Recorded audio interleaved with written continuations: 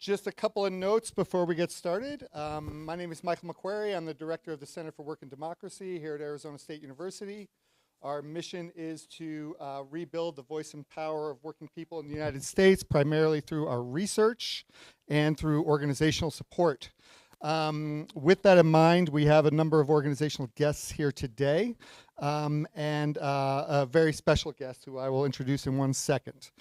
Before I get to that, though, I just want to announce 2 upcoming events. We usually have open house luncheons in Wilson Hall at 12 p.m. The next one of those will be on October 2nd, so anybody who's interested in the work of the center is welcome to come by on October 2nd at 12, Wilson Hall, 4th floor, which is where the Center for Work and Democracy offices are, and join us for lunch, and we can get to know each other better, hopefully, there.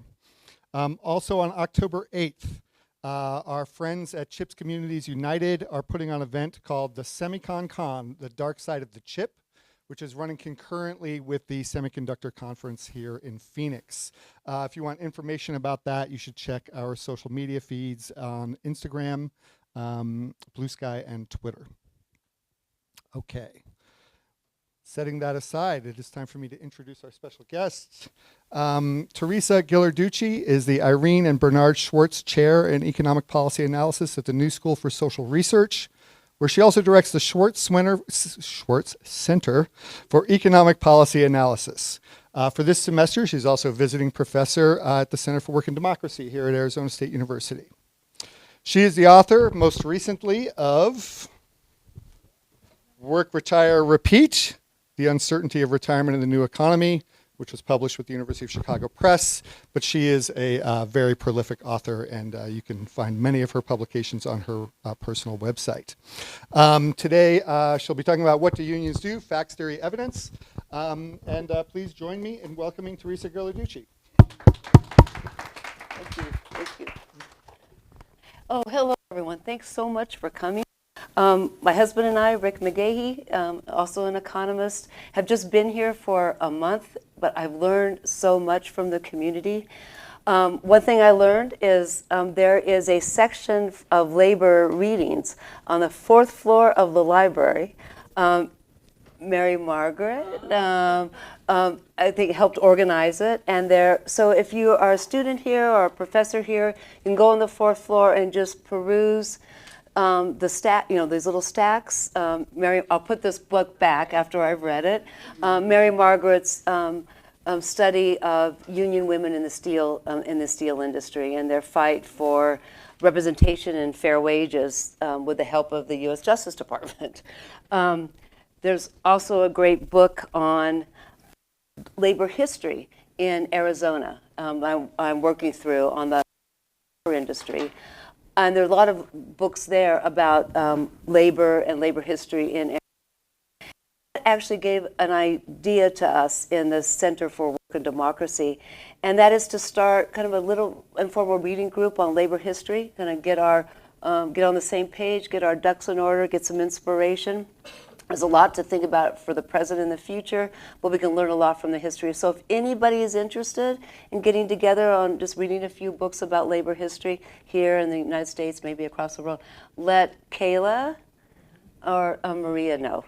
All right, so today, this is one of the most, I'm most nervous of giving this talk than I have before. I've testified a lot in the Senate and the Congress and other places, but this one is more complex because I'm trying to do a lot of things. So what you'll hear today is really a 3-part lecture. It'll come together. But the first part is responding to some of the people that I've been talking to just here in this last month, that they want to know what economics is doing lately, how they look at the economy, what's going on, kind of the different branches of economics. And so I'll talk about what's happening in labor economics. It's a discipline that's existed for centuries, since 1776, since Adam Smith wrote his book. But in the United States, it was the formation of the American Economics Association was part of the progressive movement. It was formed at the same time as the American Sociology Association of Political Science. So it was a very progressive movement that policy should be based on evidence. So it was this whole optimism that with an investigation, with good data and some analysis, that we could get to some good social policy. Some of the policy, at least in economics and labor economics, were two things. One is to stop these horrible recessions and depressions. These cycles were devastating community. And later, it was about keeping a peace between labor and capital. So very much on the minds of economists was the labor problem. And so I'll talk about how that's developed. The second part of the lecture will be the fruits of our labor. I'll talk about institutional economists, of which I'm a member of that tribe. It's sort of the biggest one, the squishiest one, crosses lots of boundaries. But institutional labor economics has done the yeoman work of collecting data from plants, from industry, from government data sources. I spent a lot of time with sources of data for the United Mine Workers to link it up with economic data. And our questions are kind of open, and our conclusions are focused on how unions and collective bargaining affect all sorts of things: the equity of wages, the economic security of the workers, the spillover effects on the whole economy, and crucially, the effect on the employer. And you'll see through the second part the way that labor organizations, and especially collective bargaining, and the way they interact with industrial regulation, even SEC, Securities Commission, Treasury policy, come together to form a different kind of capitalism than we would otherwise have. And then the last part of my lecture, it really is a platform to elicit conversation with all of us. It comes back to the present day, is how has this country moved towards a kind of an attention towards authoritarian populism. And why that? Because the populist movement, and part of it is an authoritarian populism, really has evoked a pro-worker stance. I'm here for the worker. I'm going to have the tariffs, to protect the workers, but it's decidedly anti-union. So we'll actually talk about that kind of paradox and then talk about what you think about what we should do about it. So bear with me as I talk about economics, or what progressive aspects of economics there are. So to make things really simple, I'm going to talk about the framework, assumptions, the conclusions that mainstream economics has. Most of what people are taught, it's called neoclassical economics, and it really comes from a framework that free markets really work best if they're left alone, and that most of what we see is a market equilibrium, that there are forces that come together and it yields employment levels, wage levels, and if you disturb that through minimum wages, through extra labor standards or unions, you're going to disturb an equilibrium that's really going to hurt the economy. Okay, so that's their framework, and they have a lot to say about what labor unions do. And then there's a bigger group, institutional economists, who come in with assumptions that labor peace, a smoothing of the business cycle, really takes some effort on the part of government to smooth out the dips of an economy, and that if you don't have some regulation of union or labor voice, you're going to have a lot of social unrest. So we saw, I'll tell you the story of John D. Rockefeller, who came together around the time that the mines in the Colorado and West Virginia and Arizona were exploding, that you had anarchists organizing the mines, you had miners that needed to get that stuff out of the ground, and a lot of stoppages. It was really affecting the global economy.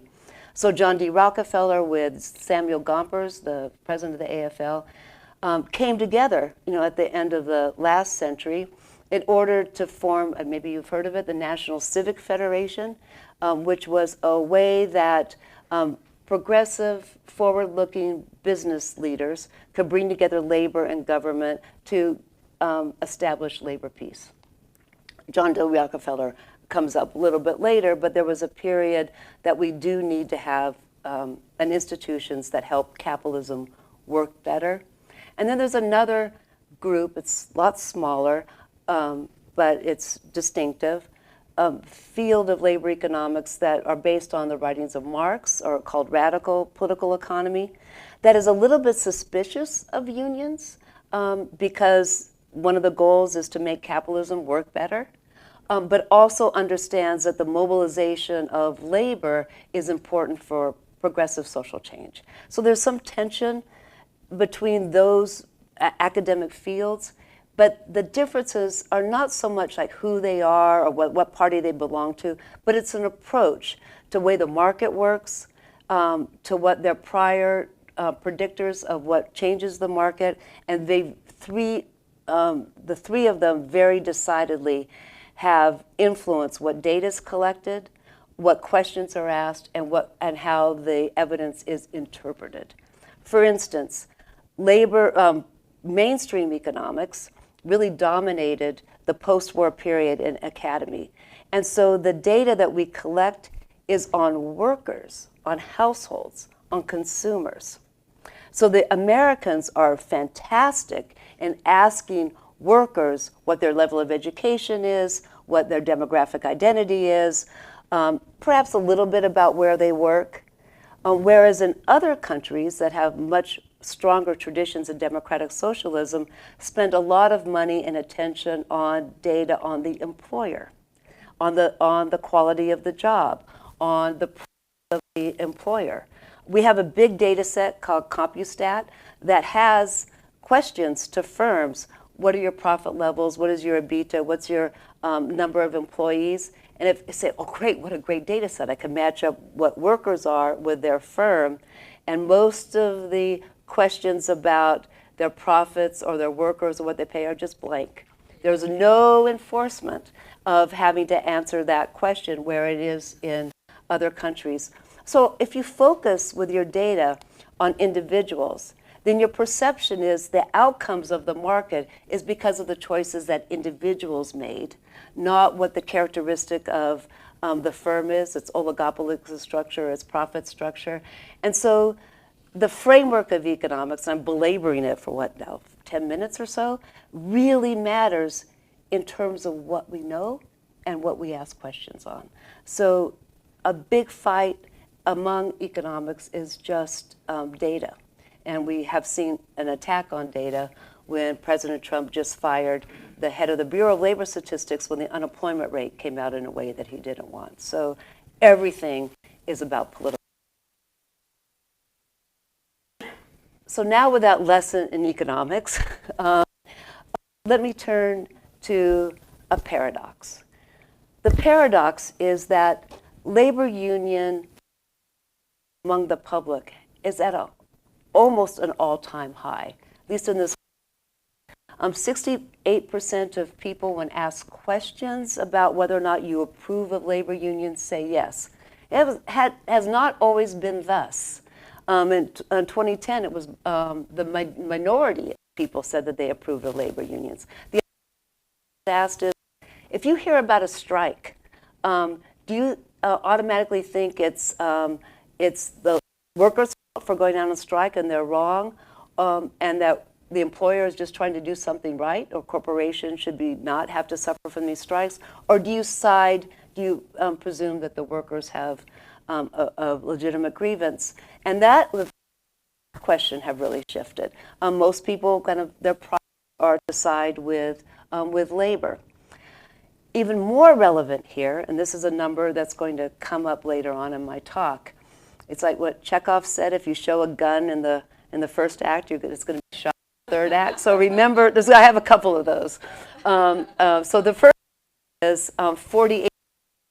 So if you ask all people who aren't in a union, and this is from the president of the ASU, to professors, to accountants, to all the other workers at ASU, and like places like this, if they want a union, if they could vote today to be in a union, 48% said they would vote for a union and they want a union contract.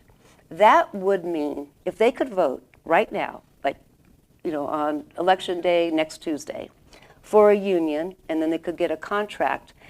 The labor movement would go from 15 million, and that's kind of squinting, it's probably a little bit lower. A lot of unions count retired members, so 15 million out of what, 165 million workers. If they could vote next Tuesday, that number would go from 15 million to 60 million. And the public would be behind them. They would be supported. So why is it that union density is falling? That the percentage of private sector workers that are around 7%, and again, that's squinting and rounding up. All right, I produced that graph and then I just deleted it from the slide because it was just, not interesting. It just goes like that. The peak was in 1954 at 33% union membership, which actually is a very influential number. There seems to be a tipping point that if you have a third labor force bargaining agreements at higher wages, it really spills off to the rest of the economy and just changes the economy. But when you get below, and people have tried to figure out what the edge is, below 30% at 25% in an industry, then the labor market diminishes. So we're at really an all-time low, except maybe the last century when John D. Rockefeller was forming these organizations, at 6%. So here's a paradox. Well, we can ask the question, why aren't people? Is that you could say the consumer, the worker doesn't want to use it. That unions have outlived their purpose, they're too whatever, they're too aggressive, they're not aggressive enough, whatever you can think of, but workers don't want it. Plenty of evidence that's not true. So the second hypothesis is that there's a lot of employer resistance, and they've been accommodated by the law to be legally resistant or to be unfair labor practice, which are illegal acts, get away with it. And that seems to be the conclusion from the labor economists and the that have studied this. Kate Brofenbrenner at Cornell, the Economic Policy, which I'm revealing I'm on the board, have done intensive studies on union elections, on pro-employer, on pro-employer consulting firms, and have found that every step of the way of the process between somebody wanting a union and getting a first election have been met with different kinds of employer resistance. So why are the employers so resistant? Well, it's because they're hurt when they have a unionized workforce, at least in the short term. Because there is what we call a union premium in wages. That if your workplace is organized or your industry has a high union density, you're going to be paying more than you otherwise would. And this data looks easy, like it's easy to just go, and all of you could go to the BLS website still, and there is a data set called the Employer Cost Index, in which they look at every industry to see what union members get in that industry and what repression analysis. And basically, it is to predict what wage you're going to get. Think of all the factors that would determine what wage you would get.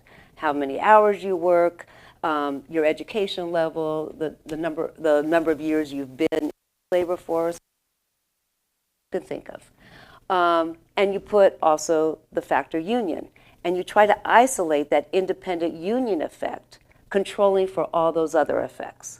So we run regression analysis, that's going to come up too a little bit later, to find that if you have a worker who's in a union and you compare it to their identical counterpart in all the things that matter, except they're not in a union, the union worker will be paid more. There's a union premium on that basically variable. And it differs by industry for lots of really interesting stories. In construction, in the United States, if it's unionized, that's a middle-class job.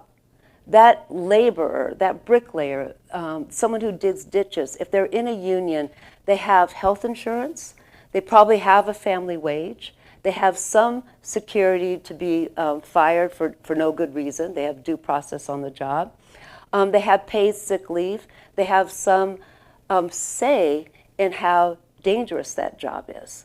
And so it is a middle class and dignified job. In other parts of the world, construction will often be at the very bottom. So don't take it for granted that that just happens to be the inherent characteristics of the job. It doesn't have to be skilled. The buildings don't have to be good. But if you're in a union constructed environment, the safety is going to be higher. The skills of the worker are going to be higher. Their attachment to that job is going to be longer. And that building will probably be of higher quality. So unions in that industry have created a secondary job into a we call a primary sector job, a middle class. Transportation, you can see the union wage premium varies. Draw your attention to retail trade because it's my next lesson. It looks like if you're in a union and you're a union waiter, you get less than if you're a non-union waiter. But that points out the factor that just the wage differences really underestimate the difference in compensation between a union and non-union job. Because retail workers who get paid near the minimum due when they organize is they bargain for a raise, but they divert their income into pennies into a retirement fund, pennies into a sick fund, pennies into health insurance. And over time, as health insurance premiums have increased, you actually see union workers having to use their bargaining power more and more to put it towards health insurance. There's a good trade-off. You get good health insurance, but you see cash wages not going up as much in some industries than the non-union, but, and this is my second gun, but economic security is what they bargain for, and economic security is what a union member gets. Can't show it on a bar graph. I'll try to give you some implications of that, but it's a very important thing that unions do. The premium, both in pensions, health, paid sick leave, and cash, isn't the same for every demographic group. It is quite clear in the data that a union premium is very strong for black workers, a little lower for Hispanic workers, a little bit lower for women workers. I think the data just hasn't been mined well enough. But one of the pathways to that is that when unions bargain, they often pay attention to the very bottom, so that the collective bargaining is about bringing the bottom up. You've seen it, Mary Margaret, especially in steel and manufacturing. So you use your bargaining power to bring the bottom up. It's tolerated by the high-income workers. The skilled trades revolt in the United Auto Workers is a famous example of a little bit of tension, but there's solidarity in a contract, and the goal is to compress, to be fair. And since black workers are often on the bottom, then you would see the union premium be. Unions help regularize the firing process, the layoff process, and the hiring process, and make it more fair. And so unions have an effect of kind of blunting the discrimination that would happen in a non-union setting. So that's another reason subaltern workers in class will benefit more from a unionized environment. I already told you about premiums and benefits. It was a boring graph. It was just big, and so I dropped that too. A more important one, and this really ties into the union's effect on productivity and on capitalism, union workers, is that unions will use their bargaining power to bargain for healthier jobs, for safer jobs, for jobs where the workers have a say in the labor process. Work in a labor process is certainly to do the job well, but also to ensure that it doesn't break down their bodies. It's important to know that if you just look at aggregate data and you compare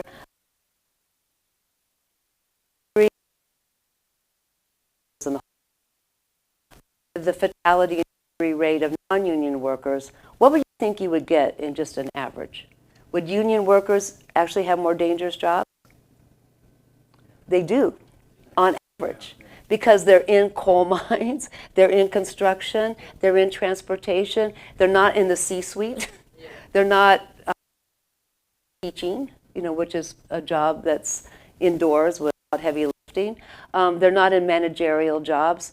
The places where people organize are the places where they really need protection. So on average, it's harder to work in the areas where unions are. So that's why you have to look at it industry by industry, occupation by occupation. And some of the best data, the reason why I have pretty good data on productivity in mines is because they're really good data in this country on mines. And this study comes from MSHA, the Mine Safety Health Administration, which is different from the one that governs OSHA, Occupational Safety and Health Administration, and that the difference between the fatalities or the injury here I put between union mines and non-union mines is stark. It's 30%. So you've seen a lot of bargaining power put to a compensation you can't really put a number to.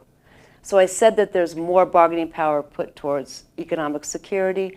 There's also a lot of bargaining power towards this ineffable or unmeasurable safety, dignity job.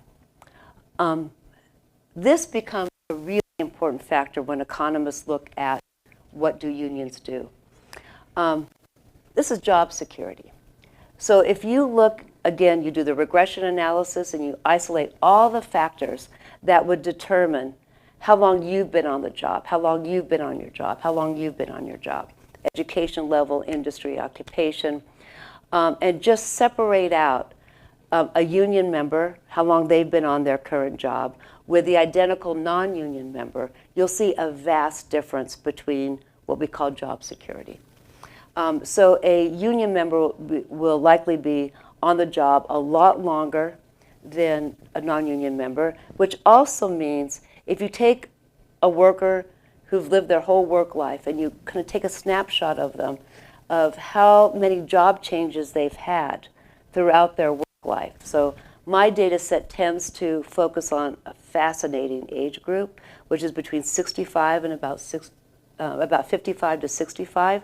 I call it the liminal period between you could be at your peak or you could be being phased out. And very, I see some people in the liminal period, which is either here or there, but it's the time that you've worked your whole life. What was possible is now just probable, and you're looking forward to your next life, how secure you're going to be.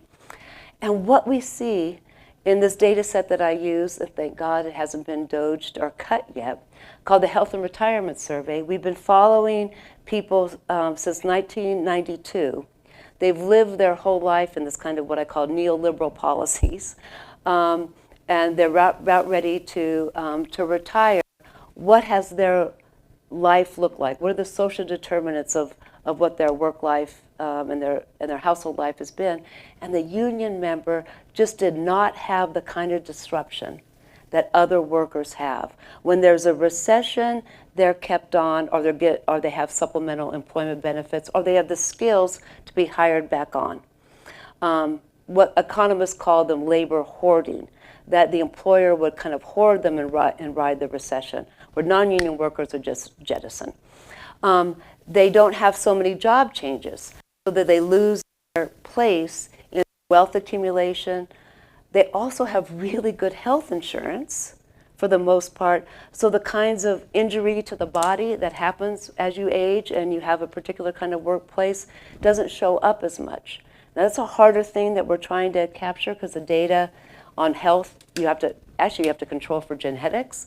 But if you do that carefully, you find that social determinants of health, and we now are aware of that, aren't as injurious to union members than non-union members. So unions kind of protect you through your work. So this becomes a very important pathway for a lot of things that we care about, up into mortality, longevity, and retirement wealth. So when I thought I was giving a talk here, Michael, I thought, oh, goody, I can talk about my new regression equations. And then I thought maybe I shouldn't do that, but here's my couple of minutes. Wealth is very hard to study, much harder to study than income. There's not good enough data. It's hard to cut the data. And for the last 20 years, you've heard a lot about wealth inequality. And that's because really good professors like Emmanuel Saez at Berkeley, Thomas Piketty in France, wrote a book. It was about this big. It was called Capital, but a lot of people didn't read, right? But which is really a sweet spot for an author. And they really look. Actually, if you want to date someone, you can say, I read your book, but the best thing to say is, I bought your book, right?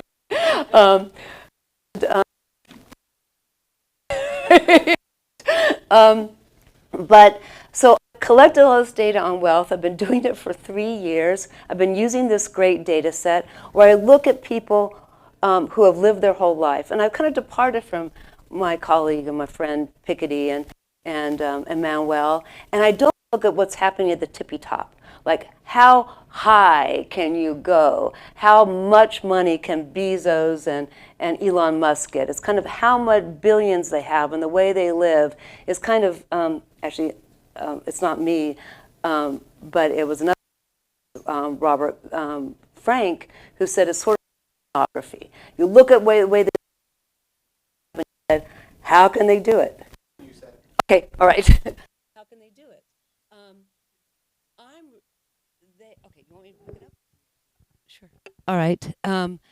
They acquire wealth for dominance and status and power and to buy governments and parties. What the bottom 90% do with their wealth, and even the bottom 95% do with their wealth, is to create kind of an insurance.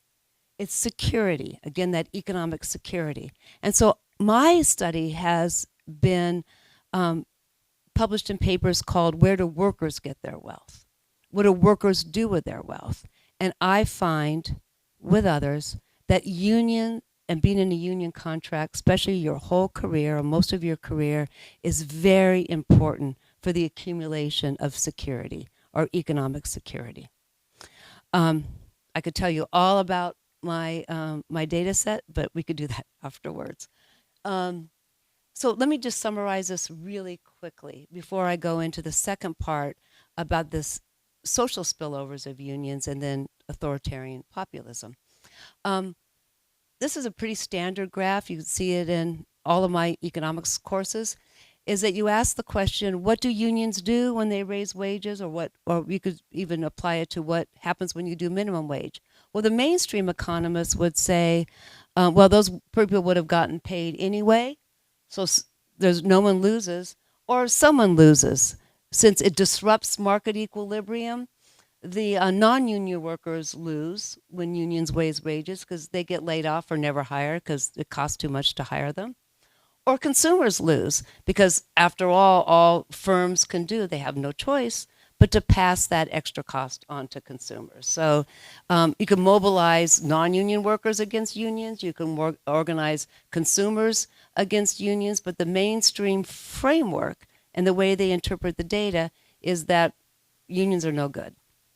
Right? They just cause all this other kind of what they call insider-outsider problems. They just become insiders and they hurt all the outsiders, or they just take dues from workers that already would have gotten wages. That level of research and evidence has kind of faded away since the 1980s and 90s. You just don't see it in the American Economics Association meetings. It's just not, it's part of the culture, but not part of the best research and they're not using the best data. More of what's happening is in the branch that says no one loses, which is that everybody gains when there's labor peace or an environment of collective bargaining in two ways. In the Keynesian way, John Maynard Keynesian ways, that unions keep aggregate demand in a community kind of level. If you really drill down and look at communities, communities that have union workers, they just don't have the ups and downs because workers are hoarded or they're not as laid off, or there's more supplemental unemployment benefits. Just the aggregate demand is kept up. Or I spent a lot of time in Detroit. The unions have negotiated pretty good wages. So that town has plummeted in terms of employment, and 1/3 of the aggregate demand for this area of Detroit comes from union wages, union pensions, and Social Security. So there are. It's really interesting if you all want to study this. The variation in the United States can give you a lot of power to isolate what affects what. But the other one is this productivity increases, that long-term labor contracts that are of high-quality employers and high-quality workers actually yield the most productivity gains. The construction industry is one place where there's been a lot of work, and also mining, that because of this effect on safety, you don't have the breakdowns. Because of the effect on job security, you have a lot better trained workers. The place where we're spending a lot of research, especially with the growth of what we call super firms, that was a term coined by a business economist at the top-rated business school in the country, the Booth School at University of Chicago, an Italian, Luigi Zingales, who said, hey, wait a minute. Firms are growing and are wiping out their competition. Monopolies and oligopolies are growing, and they're earning these kind of super profits. But they're not paying their workers as much. And so there's something there about the loss of labor power that's affecting the entire structure of corporations. Larry Summers at Harvard, the U.S. Department of the Treasury, when Janet Yellen was Treasury Secretary, issued a report from that agency to say, hey, the loss of labor power, a say, is really affecting the structure of our economy. So we're really focusing on shareholders, maybe the ones that are most affected when an industry or a firm is organized, because there are economic profits there. They're not on a knife edge of competition, that if they have to pay their workers more, they'd have to pass on the prices or just go out of business. There's actually a surplus there to share, which is where institutionalists and radical economists presume. And what unions do is to take money out of the pockets of shareholders. Thus, that might explain some of the resistance. Not all of it, but some of it. There are spillover effects of unions. Unions have a big role in society. And one of them is that the things they bargain for and lobby for spill over to the non-union workforce. This is one of my favorite pictures. That's why it's kind of grainy. I think I've used it a lot. It's an organic sign from a protest. But it does speak to a lot of research in political science, sociology, and in economics. And I'm going to be technical here for anybody here who has taken an economics class. What unions seek to do in the social and political sphere is to raise the reservation wage by raising the social wage. The reservation wage is the minimum wage that you have to get in order to work. And if you have nothing to fall back on, then you are going to go low, really low. But if you can raise the social wage, then the floor from which unions can bargain is higher and your power is higher. So they bargain for the end of child labor by bargaining for public schooling. They bargain for the minimum wage so they don't have to go so low and come up. They bargain for at first in Haymarket, it was the 10-hour day. They got the 8-hour day. And in states like California and New York, they they bargain for overtime for, they don't have to be in a union, at 1.5 if you work past 8 hours a week. Some states it's 40 hours a week. So they bring paid sick leave, workers' compensation.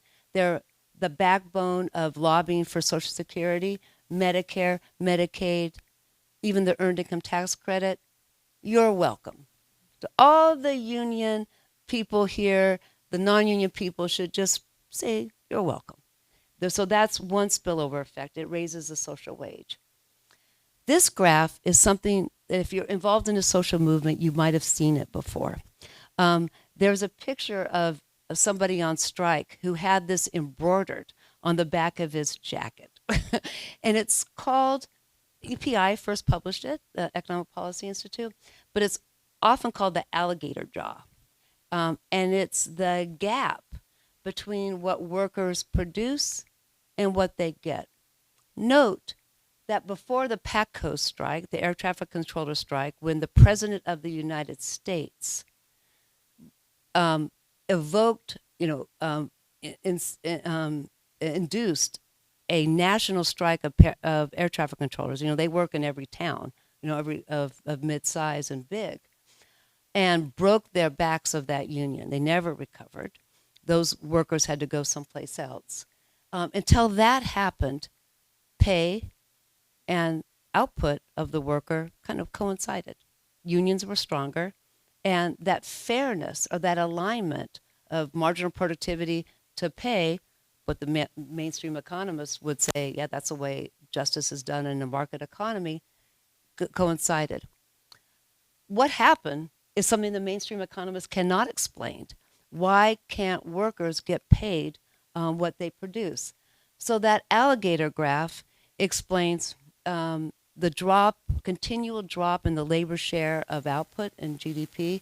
I could show you that graph, but it's boring too. It just shows that labor share of GDP used to be high, and now it's low. And I could show you in all sorts of countries where that's happening, but in countries where the union density has fallen the most, labor share has fallen the most.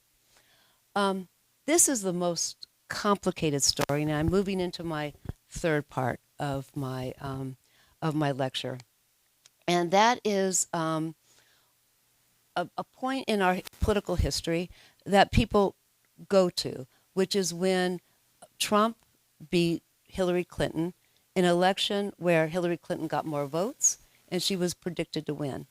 And the fulcrum of that election is often focused on what happened in Wisconsin, Michigan, Ohio, and Pennsylvania. These are states that used to be called the arsenal of democracy. Does anybody know why? You probably know why, Mary Margaret. You live there. It was because the amazing production of war material during World War II. We just went from nothing to this in terms of productivity, probably beat the Germans and fascism. So this was a rich, proud region. It's now called the Rust Belt. And it could be pejorative for people who live there, but that's what it's known as. And that's because that region has been declined since the kind of weakening of unions, but that's been a result of liberal policies of free trade, globalization, and a bunch of policies that left behind a lot of workers.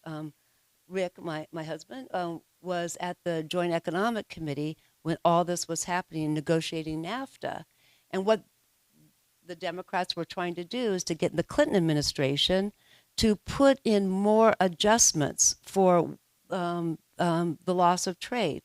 And it was just clear that the Clinton administration just didn't think that was necessary. Yeah, was that the idea was, the logic here of neoliberal economics is that if you're losing your job and somehow your industry is not favored in the global community, well, just move or get retrained. All these welders can be like, personal care workers. But during that period, those workers were above the national average. Their relative economic security was quite high. It dropped in that neoliberal period, but it was kind of even. It was real even. So, okay, these workers were now, on average, had the same kind of, this is wages, but I did it for all sorts of things, pensions, health insurance. They were about average. Look where they separated. Look where the relative economic decline happened. Look when it happened. During the hyper globalization of the Clinton administration and the Obama administration, that didn't even support many features, many things that the labor movement wanted, or even compensation, because they didn't believe in it. It was much more important to have open trade, and grow the whole world economy, and then somehow that would trickle down to the losers, the people who are left behind. Well, guess what? That trend caught up with voters, and there was a move, and it's continued to move towards the candidate that says, I'm on your side. A very much a characteristic of authoritarian populism. But in Tim Snyder's book, that talked about the signs of authoritarianism, I think it's number 3. A sign of authoritarianism is to weaken civil institutions, civil societies. And as I told you, union members are much more likely to vote than non-union members. And in fact, if you knocked on a door of a household and you wanted to ask one question to predict whether or not that person would vote, you wouldn't ask their income, their education, their family background, their attitudes about this and that. You would just ask one question: are you in a union or not? Because that is the most important predictor of whether or not you're going to vote. Unions are a part of civil society. So in the authoritarian playbook is to weaken unions, but in a populist playbook is to be on the side of people who have been left behind. That explains some of the political movement. My graduate student and I, Ludovica Tersini, an Italian, a graduate student, I was going to say we did the tedious work of collecting the data. No, Ludovica did the tedious work of collecting the data, just to give credit where it's due. And we looked at the whole country, and we looked at voting patterns by county for 40 years. It went through a number of presidential elections. And we picked out the counties that voted Democratic, and especially the counties in these swing states, because Ludovica did not want to do the whole country. So, okay, Ludovica, we'll just focus on the swing states. I guess that's what matters. And we looked at counties that voted Obama, then Trump. So we kind of controlled for racism. They voted for a black man for president, and for all sorts of other things. And we wanted to see what the characteristics of those 173 counties were compared to all the other counties that didn't change. In fact, most counties don't change, people don't change. And what we found is you wouldn't believe all the data is collected about counties, poverty rates, education levels, racial profiles of 10 different kinds of ethnicities, immigration standards, all the things you could think of that would turn a county right. But we looked at, and here it is, my second gun, economic security. And we measured it in poverty, we measured it in health insurance coverage, looked at it this way and that way. And we all didn't just look at the decline of economic security, because guess what? Everybody was declining in economic security, but we looked at something called relative economic security, an old idea among sociologists and other social scientists that where you stand relative to someone like you or your neighbors matters more than about anything. And we found that if a county got poorer, then counties around them or the state, that predicted whether or not they would go right. Weekly, that we need more data, but it certainly was there. And it also makes logical sense from other kinds of political science literature that once you knock on that door, you see a whole, country filled with studies. So there does seem to be a lot of evidence that it's not inequality that matters so much in mobilizing voters. I think it was Emily Kirkland, who did a lot of organizing, might have told me that just the fact that Elon Musk or Bezos is getting rich, or eroding democracy isn't top of mind of voters, but it's how they're going to live the rest of their lives, how they're going to keep their house, how they're going to educate their children, this economic security. matters the most. And I think there's evidence here that they've been mobilized. So what are the Republicans doing now? They certainly aren't supporting something in Congress called the PRO Act. How many people have heard about the PRO Act? And it's a comprehensive set of changes in federal law that would protect workers at all stages of getting a contract. So remember that 48, you remember that number? 48% of non-union workers could vote today. They would have to get a contract. So let's say 48, if the PRO Act was in power, this is a thought exercise, so bear with me. 48, if it was in the law, it would protect the non-union worker from retaliation, from delays, and they would get a vote for a union. And those 48 people would vote for a union. And then the PRO Act would protect them for when they voted from retaliation, et cetera. And that 48 workers would have a union, and they would be bargaining a contract. And because the PRO Act would protect them from getting that first contract, then 48 people out of 100 who don't have a union would have a contract. So the PRO Act would help 48 workers. The Faster to Contract Act is really interesting because two Republicans who are vying to be the president of the United States have supported this pro-union policy. It's called Faster to Contract Act. Josh Hawley and Bernie Moreno, who beat Sherrod Brown for Ohio Senator, are the co-sponsors. Cory Booker, Democrat, are the lead sponsors, Democratic sponsors in the Senate. It has a lot of support from Democrats and some support of Republicans in the House. The PRO Act is led by, guess who? Who's the lead sponsor of the PRO Act? Bernie Sanders, right? The person who's led all these Democrats into passing legislation. It is only really supported by Democrats. The Faster to Contract Act has now been supported last week by the president of the Teamsters, Sean O'Brien. So it looks kind of pro-union, but it's part of the populist campaign to say we're pro-worker. With the tariffs that go along with it, the anti-immigration goes along with this pro-worker thing, and there's this little crack of a pro-union. And when I first saw it, I said, "Oh, my theories about authoritarianism, kind of blown apart. Here are some pro-union Republicans." But if you look carefully, that Faster to Contract Act really helps think. It should be two workers. The workers who win the election, who don't get the first contract, most do get a first contract. It actually is a big deal when it happens to you, but most people who unionize get a first contract. So I'm going to close, which John Kenneth Galbraith are words that give hope to the audience. I am almost done. That we are in a period of union repression, and really swift union repression. President Trump was able to end the collective bargaining rights of 1 million federal workers out of that 15 million, like a couple of weeks ago. The numbers change, it's like 500,000 to 1 million, but have lost their collective bargaining rights, which means the unions will lose a lot of dues paying and be even weaker. And it followed quickly by a period of accommodation.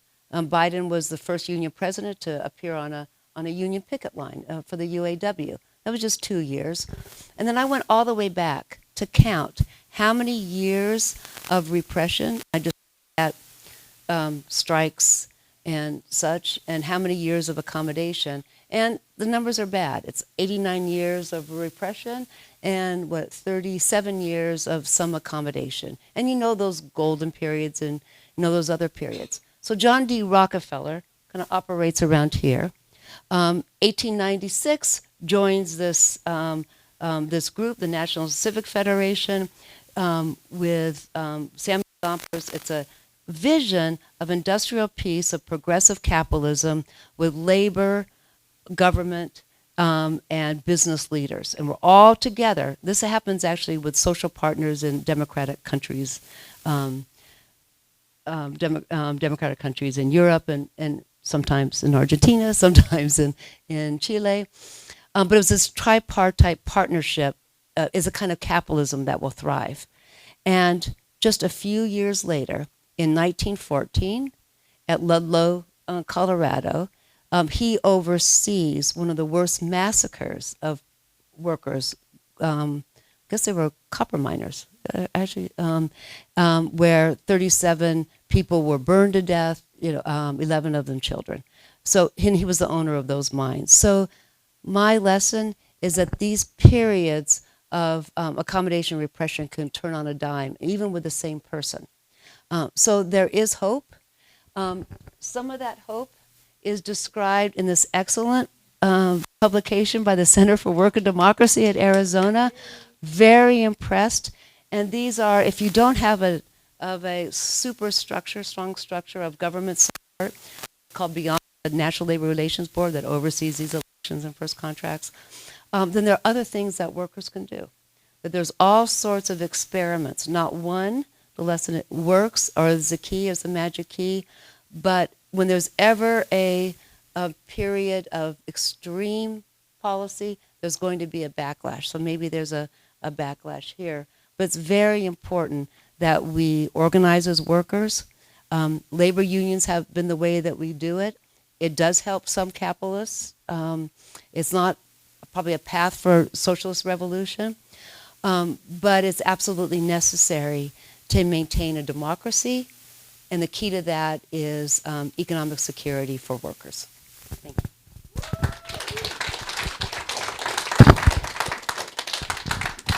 Do you want to handle your own Q&A, or would you like me to moderate for you? Sure, you moderate because you know the people.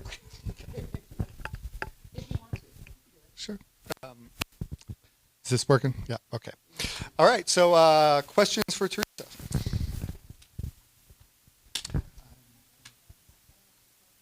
Okay, Maria's. Sometimes people want comments. Indu? You're about to get a mic. Sorry. It's Indu Loud. Oh, I forgot. Yeah. So thank you for that wonderful talk. I wanted to ask, somewhere in the presentation you said the union premium was lowest for women workers. Yeah. And if you could say a little bit more as to why that is.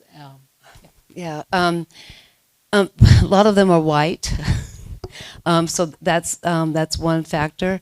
I think that we're not picking it up because a lot of women workers are in unionized sectors. So they're in health and education. So there might not be that much of a difference. And because of occupational segregation, you don't have a lot of industries represented where women workers are. So I think it's an artifact. Clearly, women workers value a lot of the employee benefits that are given. For instance, women workers very much value health insurance, especially if it covers dependents and children. And women workers will bargain cash wages for pension coverage, especially the kind of pensions that are accumulated for your workforce, and then you defined benefit pensions, real pensions, where you accumulate credits into your pensions and you get it at the end of your work life.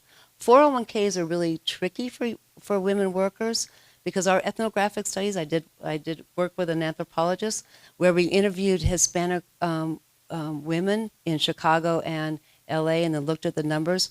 And they told us that their 401k, everybody know what a 401k is, or individual retirement account?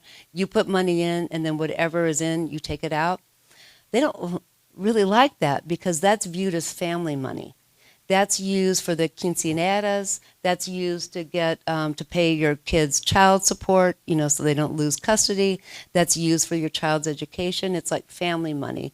And the husband's money is the real pension money. So they wanted a kind of retirement wealth that unions are more likely to guarantee. And also the 401k plans that are bargained by unions are actually more protected from this kind of leakage. So I think women are very much helped by unions. the premium is positive. It's just not as large as it is for these other subaltern groups. Carolyn. Yeah, the faster to contract only helped 2 workers. It's 2 workers, yeah. What accounts for the difference? Yeah. Okay, so at stage 3, the way the world is now, 5 out of the people that petition for a union actually go through the election and get and have collective bargaining. But 3 of them out of the 5, I know it's kind of get actually a first contract. So if you are one of those workers, frustratingly went through all the pain and all the risk of winning a union recognition, most of them do get a contract. And so the problem they're trying to solve is really for a small number of people. The real damage is done in those other stages where you get fired before you even get an election. You get fired for passing out a union card. Actually, 1 out of 20 workers that try to organize, this is brought from Brenner's study, actually are fired. So the risk of losing your job, is quite a high risk and a high cost of organizing. So the PRO Act, though supported by nobody powerful, is the better act. The political question is, do we support the Faster to Contract Act? It's an open question. Am I going to oppose a pro-union act? No. That's a possibility. Yeah, Indu. If you could say a little bit about what is faster in that faster to what is the discourse around? Because I'm wondering, it has been named in a particular way. It is actually faster to contract. It's just a subset of what's in the PRO Act. It says that if your workforce, you employer, your workforce is organized, you have, I think it's 90 days in order to start good faith bargaining, or we're going to enforce it. However, you would enforce it with the National Labor Relations Act, but if you don't have a functioning board, because Trump fired the chair, Gretchen Wilcox, that was Gwen Wilcox, they didn't even have a quorum, to actually, and you can't really enforce it. So in that act is not like a functioning National Labor Relations Board, but it's just a subset of the PRO Act to obligate employers that once they have a exclusive representative for their workers, that they are obligated, it's in the law, to bargain with them for good faith. So the only difference is not really the content of it, it's just a piece of the PRO Act. Michael. Over here. Okay. Yeah. And thank you, Joe. Teresa, for all of this. Could you say more about the voting patterns of labor members right now? Particularly, they're higher efficacy voters, but we're seeing some trends there, right? Yeah. Union, if you're a Republican, you don't want a union member to vote. You also don't want an Hispanic member to vote, because the likelihood that the union voter or the Hispanic voter votes Democrat is much higher than voting Republican. Right? There's been a lot said about a trend towards union members to vote Republican and a trend for Hispanics, but the overall picture is that they're not Republican. And union members, it's not the fault of union members in Michigan for losing that state. They got out the vote in greater numbers. They voted overwhelmingly for Democrats. There are just not a lot of them, because of that graph of this inelectable decline of union density. Is that what you wanted to know? Well, but there was a lot of talk about how that vote was shifting to Yeah, the Republicans. Trump did attract more union votes than ever before, because those families and communities where union members were left behind. So there is a bit of a shift, but actually this last election with Kamala Harris in these states showed kind of a arresting of that. And in Michigan, there was kind of a snapback. I know Michigan. I don't know all the data, but there was a snapback in Michigan, where union members came out more, and they were more for Harris. Mary Margaret. Oh, Michael. Sorry. Mary, yeah. Age comes first. Yeah, exactly. And beauty. And beauty. Okay. So I'm from one of those counties in Ohio, of course, that voted twice for Obama and then went for Trump in a big way. Okay, but the history of Democratic Party support among the workers, most of whom were unionized, they were still workers. The union, the Catholic Church, because there was a large non-English speaking Catholic population and black workers from the South. So the NAACP, the Catholic Church, and the union, they helped the worker understand what to vote for and how to vote. And that's been eroded. And I think the authoritarian attack on civic organizations is also part of their power grab. You're exactly right. That's what I didn't say it, but the pathway for union voters to have more proclivity to vote is that they're introduced to political education and to a political process. Like, what worker gets to vote for how you're going to be paid for the next 5 years? You have a voice in your actual compensation. So they're used to saying, yeah, majority rules. So I was interested in the first few slides where you were talking about the vision that we get of the economy based on the data that we collect, and then the frameworks through which economists interpret that data, right? Yeah. And as we gotten farther in the talk, we sort of lost track of that part a little bit. Yeah. But one question that I would have is there's this tremendous focus on things like union differentials amongst people like yourself that want to understand the ways that unions can help democratize the economy and society more broadly. And everybody sort of understands that. Generally, we want to know in detail sort of how that works and so on. But, one of the other problems is we're sort of blinded to all of the other ways that you might democratize an economy. So I'm asking whether I'm misunderstanding that, or is there data and is there an economics argument, and which one of those positions in economics is taking it up, if they're taking it up, about other ways to democratize the economy, whether you do that through cooperative building, whether you limit the size of the growth of corporations, whether you, whatever it might be. And even after that, what you think of as some other ways that economies might be democratized. The big answer is kind of no. Because it's a realm of political scientists and sociologists to talk about what this kind of workplace organization does to civil society organizations, or even voting. None of this comes from economics. This is all from political science. But there's a lot now, since about probably 8 years ago, because we're getting much better data on corporations and industrial organization. That was not taught for like 30 years, a field called industrial organization, the organizations of firms in economics. And we're now seeing from the business school economists kind of leaking over a study of the way that firms innovate and what causes them to innovate. Bill Lazonick is one economist that is, he was at Harvard, then at University of Massachusetts Lowell when he got fired from Harvard, that has distinguished between value extracting capitalists and value adding capitalists. And in his work, he talks about corporate structure and whether or not they innovate or have stock buybacks. Have you heard about that movement?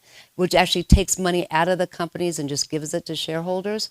Well, that actually affects R&D, research and development spending. But if you have a union, you actually incent that employer to innovate. One other way that economists have contributed past the data that focuses on individual is that unions were very important for oligopolies. Now, oligopolies mean a few big firms making the same thing: cars, steel. And it's my favorite form of capitalism. Big competitors only have the incentive to race to the bottom. They try to make wages lower, product quality lower, and prices as low as possible. Monopolists just dominate, and they have no incentive to innovate. But oligopolists are competing with each other, and they have the profits in order to invest. And what unions did was take wages out of competition.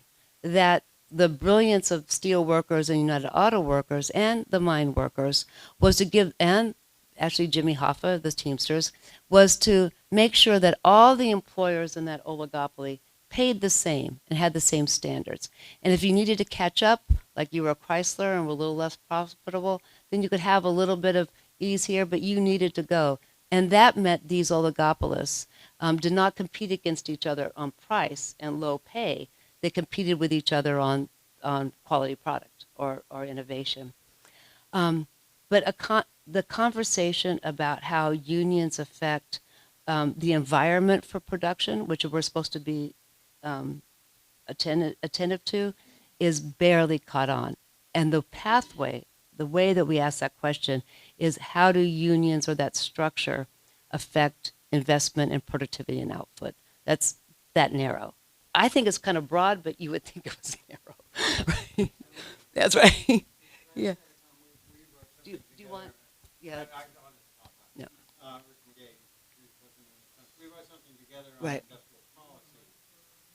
Yeah, it could, yeah. It must, yeah. We're recording this. It goes directly to this point that you also have to think, where does the political support come from for Yes. broad social changes? So an imaginary, we wrote a piece saying you can't get progressive industrial policy without unions. We are getting industrial policy with a lot of services and heavy shifting stuff, Yeah. but there's no mandate for unions to be involved with that. So there has to be some political scale. Maybe you can imagine the scale of some other kind of politics that would replace unions. It's hard to see so far, whether that's worker cooperatives or other forms of economic organization. But the muscle for social change a lot of times has been Yeah. The labor movement. has been Yeah. Yeah. Yeah. you know, Yeah. Yeah, that's good.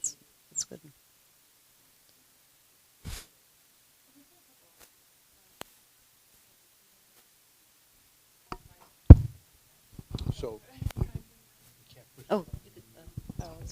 It was muted, so. Hi, I'm a grad student who works here, and we're trying to unionize. I was thinking about your slide with the PRO Act, and the way that you were talking about, like, unions are very popular, but it's very difficult to vote to unionize. I'm curious if you have seen trends in how union busting happens over time. Like, are the tactics the same through time, or do they change through time? What are your thoughts about that? That's a good question, meaning I don't have a good answer. Actually, Richard Trumka told me that. When he asked me a question, I said, that was a good answer. I said, that's a good question. He said, you don't have a good answer, do you? The way I can describe it is that there's been just a couple of studies really drilling down on the tactics. And it's really interesting, and that's Brofenbrenner and EPI. The EPI study, I'll send you my talk, and I can give you that, is one of the better ones. It drills down on every stage the tactics are different. So at this stage where you're kind of talking to your coworkers about a union, surveillance is a really big tactic. That you just surveil your workers. I mean, you have spies, you use the computer, you use cameras, and or you use cameras that don't even work, but you scare them, right? Or you fire the organizer. That'll do it. So that's one tactic. And that's definitely increased. Technology has helped, and the will to suppress unions, because they not only have a premium, but they actually change the environment with which a capitalist works. At this election, when you've actually gotten enough cards, you have to have 3/4, a third of these cards that workers have to sign with their name on it. It's a big deal. It's a really big hurdle. You have to put your name on this card to say, I want this union to represent me. But it triggers an election, by the National Labor Relations Board. At that level, when you are forming the election or you have the election, the lawyers come in. So you have very sophisticated anti-union lawyers, and they've been documented about how much money they've made, how much business they have, and how sophisticated they are to break the law without getting caught. And if you also break the law and there's no penalty, a big part of the PRO Act is putting in more penalties for these surveillance. Then that tactic is to, and you might find it here at the university, change what's called the bargaining unit. So you say, hey, these grad students that teach have a unified interest, and therefore, if we organize them, we could have a meaningful, logical contract. And they said, no, no, no. The people who work for Arizona University across the state, they're an interest too. So you have to go organize them too, to get a majority. So there's an argument around the bargaining unit, and then you delay. One thing that I didn't point out in economics is they view the capital-labor relations based on the inherent characteristics of labor and capital. The metaphor often used is that labor is like a ripe peach, that it's very valuable kind of in one point of time. That time runs out and it's rotten and it can't be used. You can't go back in time to work that hour that you never got to work. But capital is more enduring. It can wait. So time is almost always on the employer's side. So one tactic is delay with filing and lawyers. In your collective bargaining agreements, you often have an arbitration. Everybody know an arbitration thing? That can really benefit the employer because you have your labor lawyers that are being paid a fraction and working twice as hard. You want to go into law, that's why I'm pointing to you, the labor law, as the corporate lawyers, and you just like lawyer up on the employer side and you lose the arbitration. So there's, that's another tactic, is just legalizing the process. Did I help answer the question? Okay. Yeah. Hi, Daniel. If you can talk a little bit about the U-shaped curve of the support for... This one? No. The one for the support that went down by 2010, support for unions. Yeah. The first so one, it, right? yeah, Our at paradox. the beginning. Yeah. It has been going down for a while. It seems that the bottom was around the financial crisis. Yes, I know. And then went up again. Yeah. So if you can explain why it went down and up again. And the other question, I don't know if it's relevant or not here, but if you can talk a little bit about the differences between Canada and the US in terms of unionization rates, if it's a legal framework, is the political culture, how do you attribute because Canada has much higher unionization rates than the US, particularly in universities. Yeah, exactly. Yeah, so Canada and the United States are often compared in labor relations and attitudes and growth, even though in Canada the union density is falling too, but not as much, because they're very similar. We speak the same language, the same kind of histories, the same dynamics. So you're right about that. It's not as severe as in Canada, and it has to do with a lot of the laws and more of a democratic socialist culture. But here is this, I liked everything I've said. I have like 10 footnotes for almost everything I said. This one is not going to be highly footnoted because the research isn't there. The supposition among us is that this period of kind of falling and weak labor support was in this kind of Democratic Party's support for free trade and neoliberal policies. That it was cruel in some point to say if you're left behind by this market, then you can go to community college and retrain, or you could save more in your 401k. Because during this period, all sorts of support for economic security is falling. There's more churning of the labor force. There are a lot more pieces of insecurity. It was also the period that economists called the Great Moderation, that unemployment was kind of low. I mean, it was really low before COVID, and it was actually at levels that I wouldn't even believed in graduate school. We were coasting around 6 to 8% unemployment and interest rates that were in 10 and 12. But the idea that you could have 4% unemployment with no inflation, it wasn't in my textbook. Now that was because there was a huge flood of Chinese labor embedded in your products. So there was a huge supply of labor. that suppressed wages. But here it was, there wasn't a lot of inflation. It was a great moderation, and it was the Democratic Party that did not support unions. I did a word search of the debate between Bernie Sanders and Hillary Clinton. Remember that the progressive battle between them for the primaries? And I took all their debate, you can do this with a computer, all their debate transcripts. And I looked for the word collective bargaining or union. And I found it only once, but it was a mistyping of the Consumer United case. They put United into union. Bernie Sanders never mentioned unions, labor movements, collective bargaining in all those debates with Hillary Clinton. So even he did not challenge what was the establishment of the Democratic Party for not supporting unions. Oh, that the financial crisis, and you also saw it in 1893. When we had a recession that was that bad, and you had it but the interpretation is a little bit different. You had it in the Great Depression, but it wasn't the immiseration of the working class that's coincident with organization, mind you. It was, immiseration is just immiseration, and people don't organize. It's when the economy starts to get a little bit better.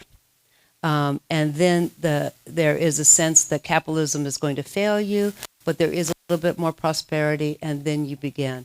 So it wasn't so much a change of the Democratic Party after because we had Obama, and it wasn't anything I could see with leadership in the labor union, but it was a sense that you can have a very bad deal. And that unemployment rate was 10% for about 8 months. It was really, really deep, and it was late into 2009, where it peaked. And then Biden had a huge effect on his policies for unions were all the way down the road, solid, to the CHIPS Act, to the ARA, the Inflation Protection Act, in every way, and in politics. But it was already on the rise. Yeah, I'm done, Maria. Oh, there we go. So, Teresa, we owe you a lot of gratitude for elevating the thinking with regard to this very important topic. I actually saw you for the very first time in a 2012 Frontline episode on called the retirement crisis. You were the second best speaker there. It was Jack Bogle was had the biggest. But since then, I've been following my wife. Yeah, well, my wife and I have been watching you and seeing things. Your discussions on especially retirement. My question though is, you brought up an interesting slide about how union workers seem to fare better economically under almost all conditions.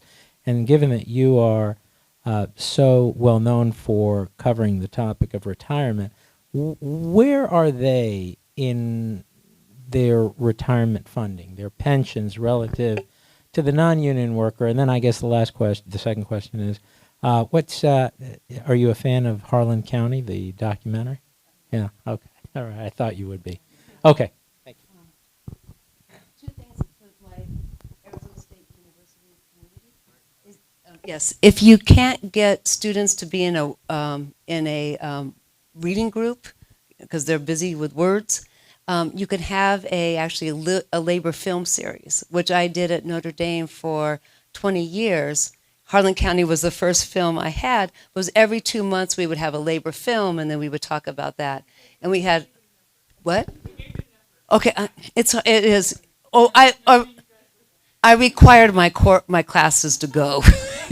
No one's ever there unless you get extra credit or required. So that was my. But on this, the big advantage of union retirement wealth security is that they still have defined benefit plans.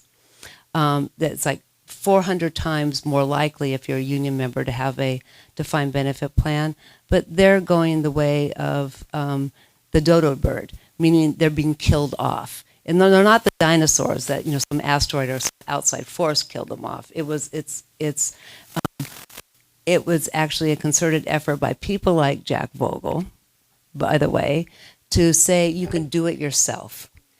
So it's part of the do-it-yourself cruel economy that all of the risks that you might face in your life as a worker in a capitalist system, you have to self-insure. You're going to lose your job, you can self-insure by going back to school. Or you can get a loan. And also another part of my research I'm proud of is I'm looking at the debt-creating institutions we have in our economy as opposed to our wealth-creating.